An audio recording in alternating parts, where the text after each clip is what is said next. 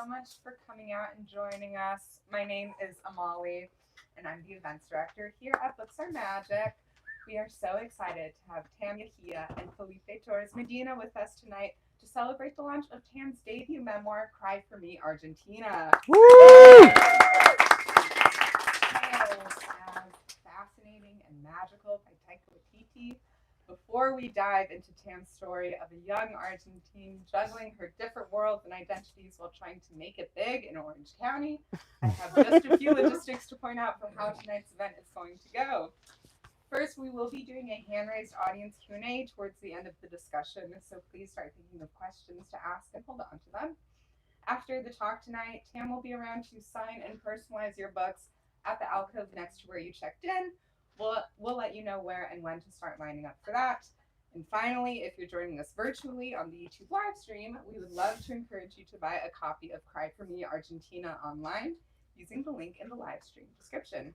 Okay, I'm going to read some quick bios and then we're going to dive right in. Tam Yajia is an Argentine writer, comedian, and ex-child star who authored the 2022 poetry collection, Poems I Wrote While Taking a Shit. She also wrote and starred in a one-woman show, Coming of Age, and she's currently developing a show for Apple. It got canceled. Well, she lives in Los Angeles. And her dog Odie, who just pooped in the living room. As I mentioned earlier, Felipe Torres Medina joins Tam in conversation tonight. Felipe is a Peabody and Writers Guild of America award-winning writer from Bogota, Colombia, and the author of America Let Me In, Choose Your Immigration Story. His writing for The Late Show with Stephen Colbert has earned him 5 Emmy nominations. He lives here in New York City with his wife and is totally chill when you misspell his birth country's name. He is not. Okay, that's all from me. Please join me in giving Tam and Felipe a very warm welcome. Hi, Tam. Hi. How are you? Good. How are you? I'm great. This is so great. What a fun book. Thank you. Wonderful, wonderful memoir. I think we should get started with you reading a little bit of it, right? Like yeah, giving them we're all gonna a taste. Oh, my cousin is here. Hi, cousin. La familia loca. Okay, I'm gonna read a weird part. It's about my maternal grandmother who is dead, and this is about her death. When Rita moved in with us, she seemed different. She was still kind of cunty, but there was a fun sassiness to her I'd never noticed when she was with my grandfather. He had died. It was as if without him, she came to life and developed an identity of her own. We watched a lot of TV together, gossip shows, Turkish soap operas, horror films. One time I made her watch one of my favorite movies, John Waters' Pink Flamingos, and she fucking loved it. Specifically the part where Divine shoplifts a raw steak by shoving it in her crotch. Your generation is a degenerate mess, she said, laughing and pointing her crooked arthritic finger at the TV. This movie was in the early 70s, Rita. That's your generation, not mine, I answered. Something else that changed in Rita, now that my grandfather was gone, was she wanted to eat. I have no prior memories of Rita eating.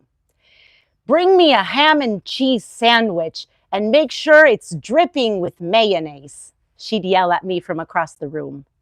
Yes, goddess, I'd answer. I don't know why, but I had started referring to her as goddess when she moved in with us. And of course, she fucking loved it because she was a narcissist after all. I'd then present her with a decadent sandwich on a silver tray and she'd devour it like it was her last meal on earth.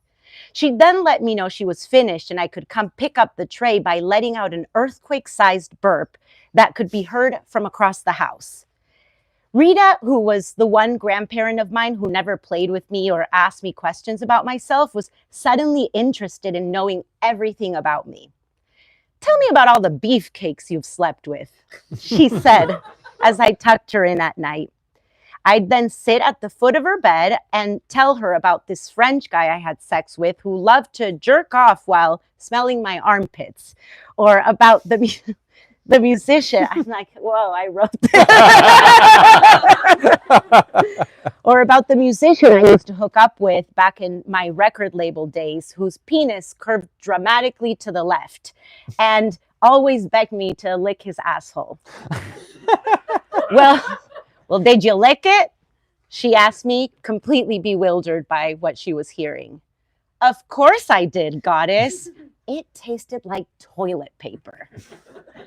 That's disgusting.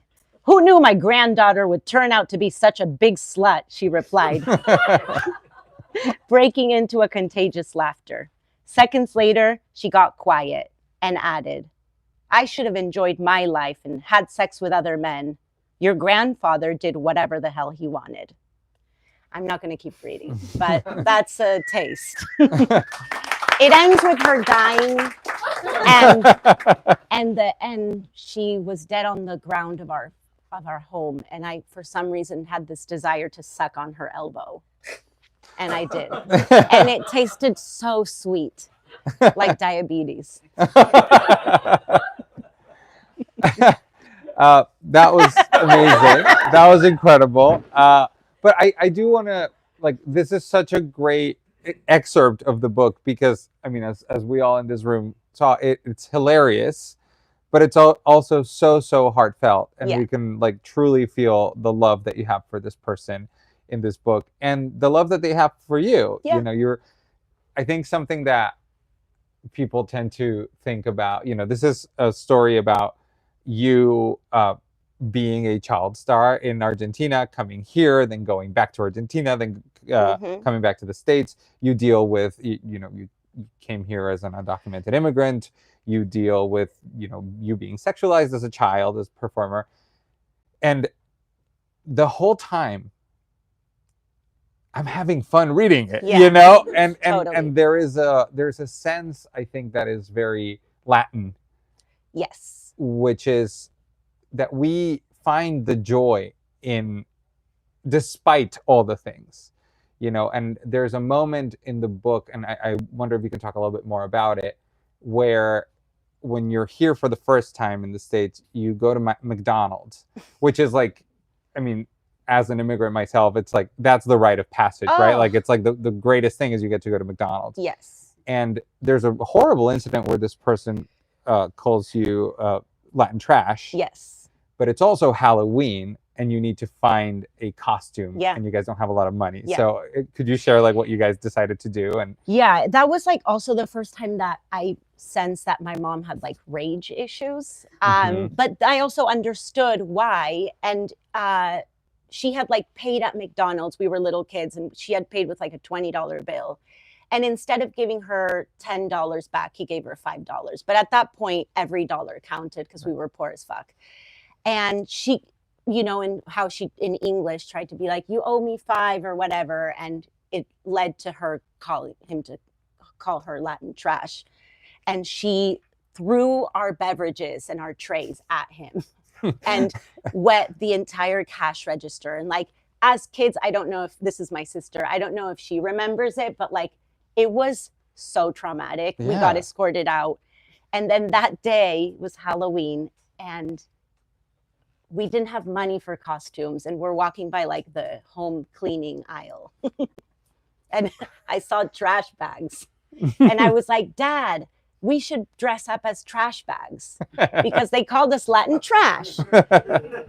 And we were living at a motel in West Hollywood at the time. And West Hollywood has a big parade. And so we were a family of 4 trash bags. And she was, are you crying?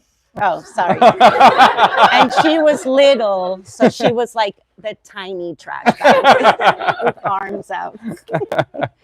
But there's such a joy in that, you know, in transforming a horribly traumatic experience into joy. And it was your idea, right? It was my idea, but it also speaks to, like, my parents' sense of humor that, like, they would do this. Yeah. Right? And you can feel it. I mean, you can see the direct line for me from having that idea and Yes. writing this book. Totally. You know, Totally. that is the world where you grew up with, the family you grew up in, and then you created this beautiful, obscene, profane book that is still very emotional and but very beautiful and very funny. Thank you. And I do worry sometimes that people from the United States read this and like all they can think about is like child abuse, child sexuality, like, and I just like, I know it's so complex, and there was so much love in my family. Yeah.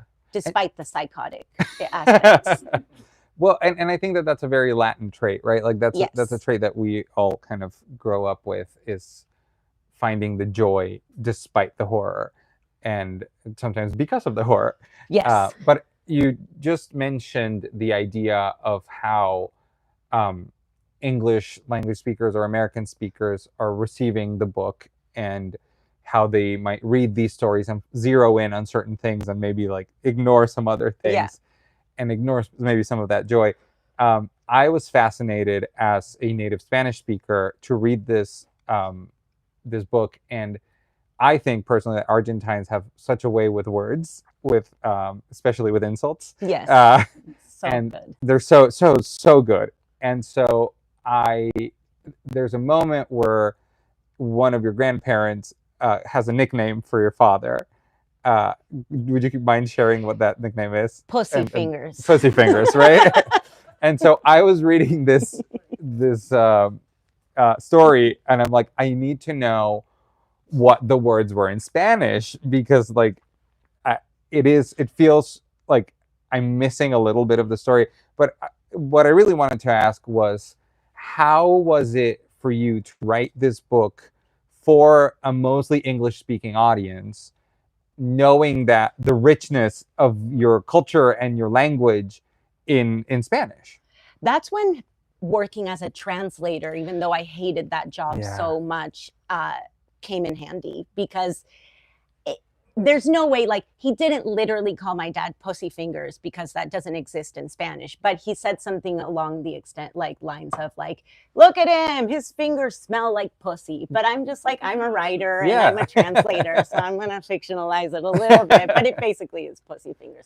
Dedos, olor de concha en los dedos. Which sounds just so beautiful. It really does sound. Pussy Fingers is cool too. It is great. No. Pussy Fingers is so great. Like, but that's what I mean. It's funny in both languages, and you're able to translate that funny and adapt it for an English language audience. It's so good. There were some insults I didn't want to translate too. Like, there's a moment in the book where my grandmother yells at a prostitute out the car and says like, "Chúpame las bolas, hija de puta," which means something like, suck my balls, like, you bitch.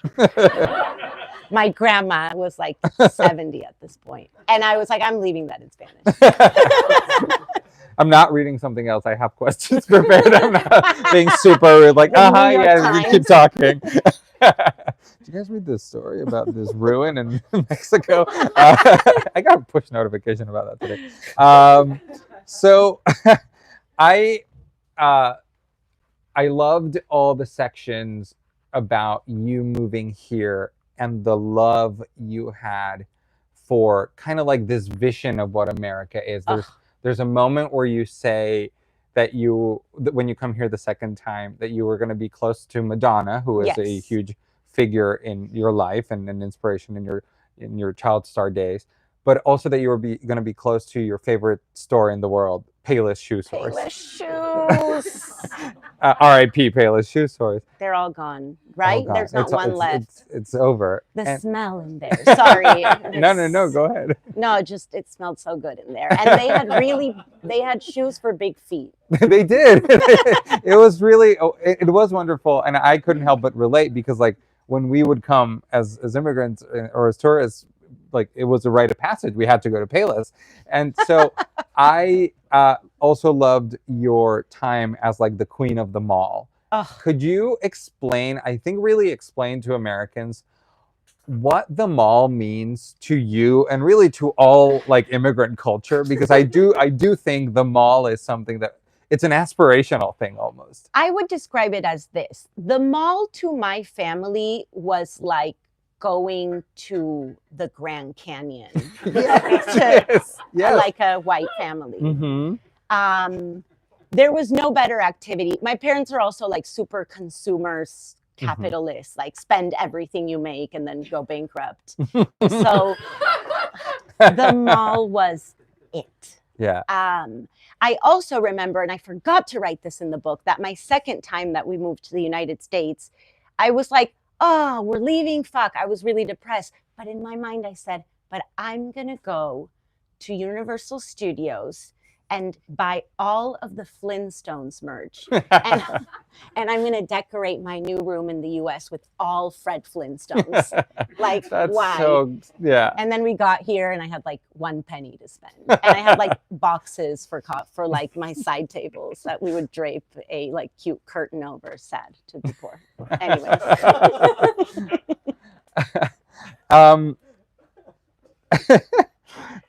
I wanted to talk a little bit, kind of, to keep it in the theme of coming here.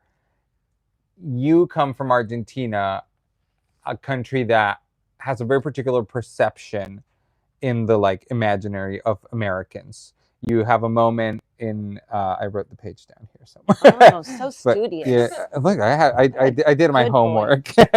But you have a moment where you describe a friend saying, like, you say that you're from Argentina, and a friend says, aren't there like a shit ton of Nazis there? And kind of like this negative perception of the country is the first thing that a lot of people go to. But then immediately they say, I really want to go there, not because of the Nazis, but because isn't it like the Paris of South America, right? How could you like talk about that feeling of being in a country where the first thought, the knee-jerk reaction is the negative, and then finding that person or that one person who's like, oh, but I know this other thing about your country? Oh my God. Well, and that person ended up becoming like the best friend of my entire life. And she was a white girl from Orange County who was obsessed with Latin culture and like spoke Spanish because she worked at a Mexican, like just an amazing human being. I have to say, I was just happy at that point that anybody knew what Argentina was, even if they equated it with Nazis, because before, I'm Jewish, so like I'm not a Nazi, but obviously, but it was like before that, I remember like people just not processing where I was from. I remember taking a test in 7th grade. I write about this in the book, where we had to fill in the countries, on a map. And the girl next to me, this popular girl, filled out where Brazil was. She wrote Europe. So clearly Argentina's not gonna. Yeah. And there are Nazis there. And you describe actually your experience with Nazis down there. Yeah, when you I go went back. to a school. I went mostly to Jewish schools until my parents couldn't afford private schools, and then they took me out and put me in a school of Nazis. It's like the little boy. But you're selling yourself short because you got into a very good school as a theory, right? Like a school of the ambassadors of children. No, children of Children of-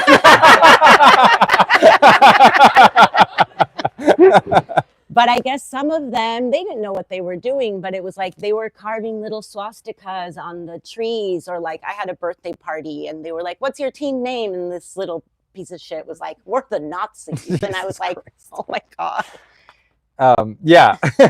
Well, I also was really taken by that kind of like joy of people describing Argentina or like Buenos Aires as like the Paris of South America, because Colombia is often, or Bogota, which is the city where I'm from, is often described as the Athens of South America. Oh, I didn't know that. Do you think? That's crazy. I know.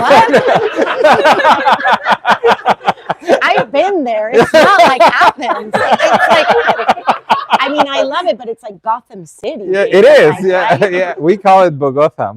But I mean, the joke is that it's because it's always in construction. It's like it's just like Athens because it's all in ruins. I see now. But like, I guess it to me, and I wonder if you feel the same way, do you think that all the cities or countries in South America are like, no, we're like the Rome of South America? You know, like, guys, Lima is totally the Budapest of South America. I'm trying to think what others I've been to, like Santiago de Chile. That place sucks. The boring the there. Cincinnati of South America. But I wonder if there's like this sense of like inferiority complex that we have as you know, a country that's, or a continent that is seen as like not as developed as the Western traditional world. And so we just kind of come up with this stuff. I will tell you this though. Argentines are so full of themselves that I don't know. I know. Like, I kind of have a hard time with Argentine men, especially like I can't stand hearing them talk. They're so full. And I think Argentines also, because their skin is lighter than a lot of other countries, like they find themselves like as superior, which is awful. But yeah, I've certainly experienced it. Right? Like, I hate it. Yeah, but I think, I mean, it is wonderful to see that moment of recognition of like you meeting this friend who like knows a little bit more, and just all of a sudden it unlocks a whole new world, right? And you became really close friends. Yeah, and she ended up leaving the United States and moving to Mexico. She was just like, she loved Mexican men so much. And she met a guy that sold timeshares and did a lot of cocaine, and she moved to Acapulco. Okay. What a get. Ruined her life. What a catch. But she did it. I'm glad she got it out of her system. Now she lives in Texas and is maybe a Republican. But what are you going to do? I feel like that's everyone's like high school friends. It's like, maybe they live in Texas. They voted for Trump. She's not. I wanted to talk about, I want to talk about a lot of things, but let's talk about your moving to the United States the second time, and that moment where you were in the customs line. The Mickey Mouse moment, and maybe describe the feeling of the customs line and everything that, you know, the pressure that is in there for, I think, just looking at the audience, an audience that maybe hasn't had the experience of crossing into the United States as an immigrant, regardless of you know, immigration status or not, like just coming in as not a U.S. passport holder. Well, we had a tourist visa, so we were pretending like we were coming to go to Disneyland. Or just like to get on vacation. So I remember we couldn't pack that many clothes because it couldn't look like we were coming to stay. And it was just terrifying to know that this, you know, customs guy was going to dictate the rest of my life. And this was at LAX, right? At LAX. Yeah. Okay. And just being 11 years old and like the sheer terror of like knowing my parents were acting like, my mom being like, kisses, you know, and my dad being like, oh, they're gonna dry up my wallet on this vacation, and like the guy stamped our passports, but then our visa expired 3 months later, and we were illegal, undocumented. And when you and so you were there and you saw this one woman who was very old and was taken away, and she had one single tooth, right? Like that's what you describe in the Maybe book. there was two. Okay. But there was definitely no more than three. But there's something that struck me as like hilarious when I was reading it. What you said to the officer, the one thing you said to the customs officer, who, as you said, is going to define the rest of your life. Yes. Because you're so nervous. I said, does Mickey Mouse have teeth? Because... And the guy let us pass real quick. He's like, fucking good luck, my dad. Because I was mesmerized by this woman's tooth. And I could hear my dad was talking about Disneyland. And I don't know, that came out. But I also feel like, Amber, this is my editor. I don't know. I feel like I saved us in that moment. I actually think you did. I mean, you created a situation where the CBP officer was like, "Yeah, just let me through, man." Get the fuck out of my face, you psycho child. That's such a wonderful story, and I think it talks about the fear that you had, but also again a way to find levity in that fear and to find like your voice. It's very you. You Yeah. know, I feel like I've gotten to know you so well just by reading the book. I also, so you were a child star in Argentina. I was getting there. You were I think you were there. I think you described as being invited to audition for the off-brand ripoff of the Mickey Mouse Club for Argentina. Yeah, the bootleg. Right? They were called parchis. Parchis. Okay. I feel like a lot of Latin America is like whatever bootleg version of American things we can get away with. And so could you describe like what was your calling? Like what was the thing that you loved to do? And you describe it very clearly in the book that was like, oh my God, I want to do this for the rest of my life. I loved performing. I loved singing and dancing, even though I was very scared and nervous and had complicated feelings about it. And I still do, but I think I just loved being on a stage. And it was because of Madonna. Really, like I had a really bad fever one time and in the background, it was like nonstop Madonna music videos. And I was like, I want to do what this woman does. And I was 8. And I did at my Jewish school, there was a talent show and I did like a Madonna striptease type thing. And I was wearing like an American flag shirt that my great aunt Babala, who was like 80, sewed Velcro strips onto the side of the shirt, and I ripped it off, and there was like a rabbi in the front seat, and underneath I was wearing a garter belt, and everybody was like, but I was like, I love this. Yeah. Maybe it's like the narcissism, and I just never loved anything other than getting the attention. I don't know, probably not, but I think like no. I wanted to be a pop star. Yeah. And you pursued it very actively. And then obviously in a society that is often seen as very like macho and whatever, that came with its darker side.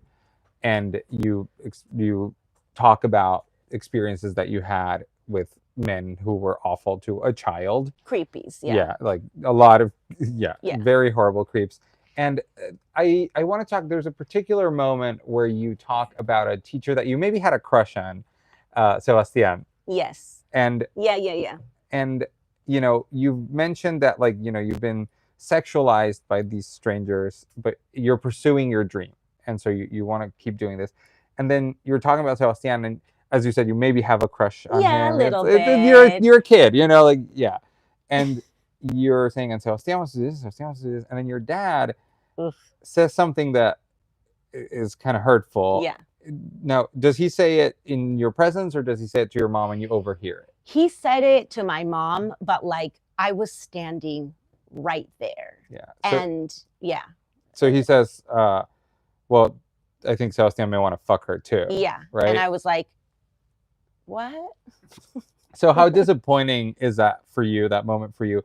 And how do we like address, or how do you think we can, and I know that I'm going to ask you like a big question, but it's like, how do you think we can address like young women being women and being happy pursuing what they want to do, while at the same time not punishing them for it? Because it really felt like you were doing, and your parents were so supportive of all this. They were, yeah. But then there's that double-edged sword where if it crosses the line, all of a sudden this becomes like this bad thing, you know? Yeah, and I think that was simply a real shitty move on my dad's part. Hey, Dad. He's watching on YouTube. Sorry, perdón, señor. Bueno, he did it. I think it was, I had this teacher, it was like at my Hebrew school, who was so nice. And after that, sure, I may have had a crush, but I was 11 years old. And it was like this person I looked up to. And he shouldn't have said that in front of me. He shouldn't have said that. And that after that, it changed my perception of him. Because now after that, I was like, oh, he wants to fuck me.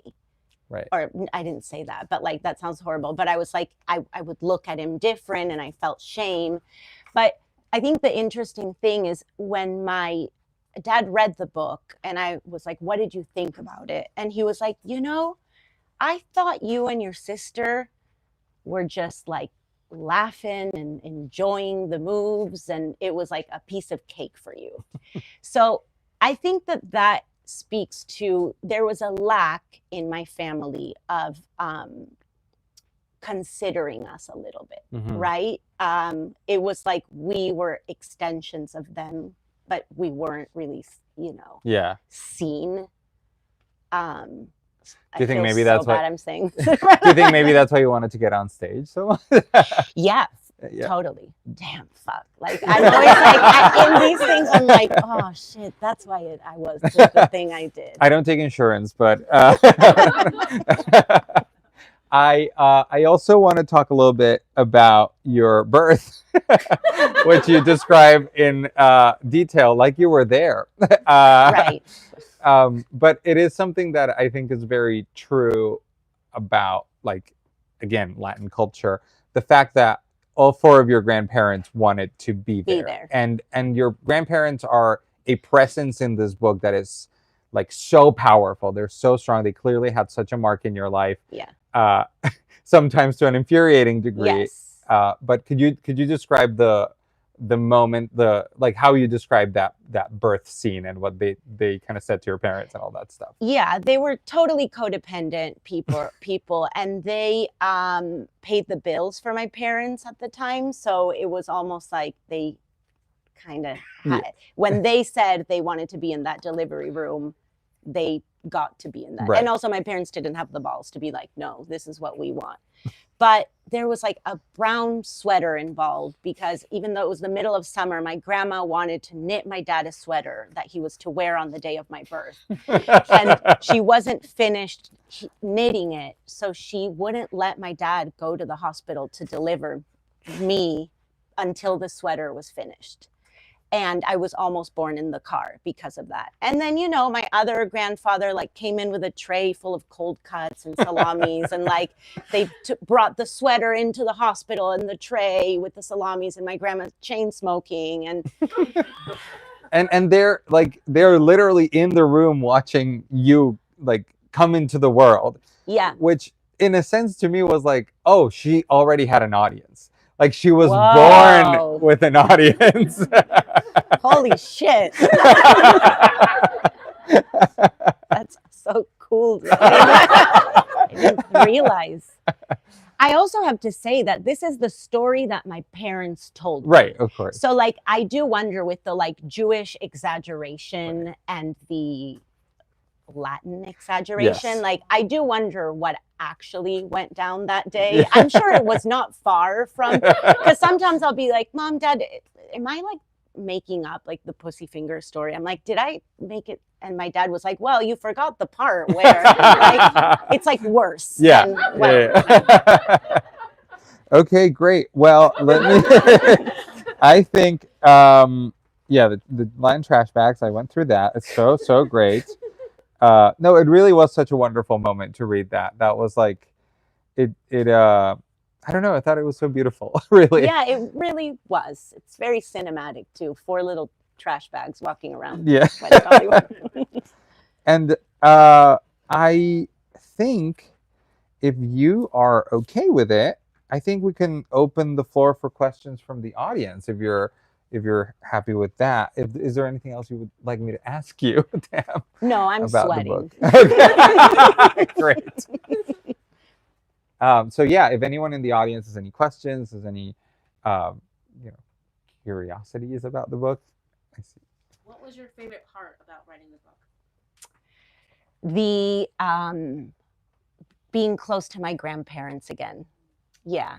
And it's like when I was living, I was like, it almost felt like the last time, please, I'm going to start crying, but it was like the last time I would get to really like be with them and see them. And when I narrated the audiobook, the like final line when the last grandparent dies, I started to cry so hard because it was like, that was a goodbye, you know. Mm-hmm. Yeah. It's really beautiful. It's a really Yeah. moving moment.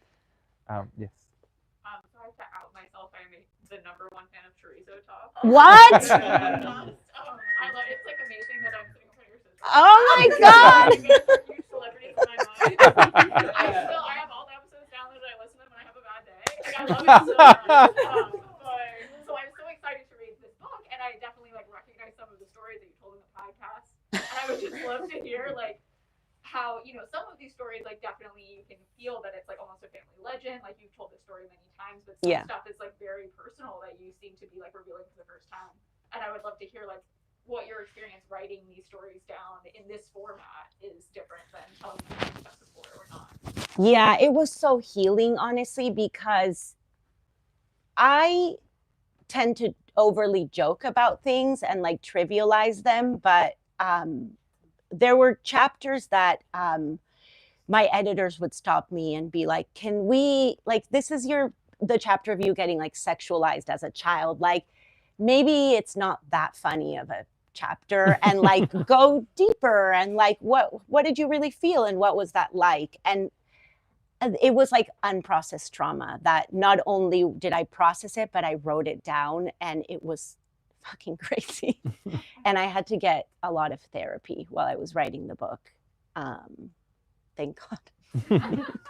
I kind of have a follow-up to that. How was your, and you kind of talked about it a little bit, but how was your talking to your parents about these stories when you like told them like this is going to go on paper, like this is going to exist as a real object in the world beyond our family lore and our like stories? I don't know if they had an issue with it, to be honest. I don't know if it's because they are such open people. Mm-hmm. To like, which is amazing. Like they maybe were just happy that this was getting put down, and like that their daughter, who they like came to America for a better life for, was writing a book, you know? So it was quite simple in that way. But my mom did say after she finished, she said, "You fucking destroyed me."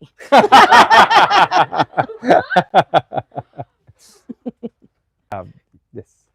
So after having, you know, kind of told these stories in a lot of other formats, you know, the podcast and the one-woman show, how did you decide, what was that process of deciding that the memoir was the next way to tell these stories? I only wrote the memoir because there was a writer's strike and there was no TV writing. So sad. But because I didn't think I had a whole story to tell. In fact, I was like, what am I even going to write about? I don't know if it was just I hadn't processed, you know, like everything that had happened to me. And as I wrote it, I was like, oh no, like there's a lot. And I was like, oh, and this is what comes next. Like it just, I saw my life in a very linear fashion. Every page is just sort of dramatically surprising. And there just seems to be a lot that you can do with something like a movie or a television show. Do you plan on doing anything, selling the rights or being in something? How would that go for you? Are you interested in that? Well, I did get a phone call couple days ago from like what looked like to be spam. And I picked up, and there was a man that was like, hello, Tamara, Yajia. He was like, I'm calling from, I didn't understand. He was like, and I would like to know if you wanted us to buy the rights of your book to make a movie about the book Poems I Wrote While Taking a And I was like, what? How? And then I was like, oh, this is a scam. And I got one today, also about poems I wrote about. But yeah, I'd love to make a movie. What if it's like Tim Cook, like CEO of Apple, being like, no, she will let me buy the rights for Poems. The third call will be the one where she says yes. I'm so gullible, and I always have been, that for a second I was like, how would we turn this book? Who could Chris Pratt play? The toilet. Honestly, who would crush? I don't know if anyone else has any more questions. Thank you all All for right. coming. This is so nice. Tam, congrats. This is Thank this you. is such a fun book because and despite and through the horror, and it's such a joyful book, and I hope you're very proud of it. I'm very proud of it. I was just reading the Marina Abramovich book, the memoir, and she says, like, even in my most like failed art, she does performance art, the worst performance art that nobody understood. It made me no money. I got criticized so much. If I was happy with how it came out, then it was everything I needed. And like that's what I feel about this book is like, well, if people don't like it, they can lick me. Well, 'Cause I well, I think they're gonna like it. Thanks. Well, give it up for Tamara Yajia. Thank you. Thank you all so much for joining us. Thank you, Felipe, for moderating such a fantastic conversation. And thank you to Tam for celebrating this launch with us. So, some final reminders before we all wrap up and head home. If you haven't purchased a copy yet, we have plenty of additional copies available for purchase at the register where you checked in. We also have Felipe's book available for purchase, which he just wrapped up a book tour for. So buy that as well. It's always a good time to read immigrant stories, but now more than ever. So please check out both of them. Tam will be around to sign and personalize your books. That's going to be happening right over there where we're pointing to. It'll all make a little bit more sense in a minute. We're just going to ask that you all please gather all of your personal belongings with you, line up down these shelves, and get your book signed, and then have a great rest of your night. Thank you all again for coming out. Let's give these two one last round of Yes. applause.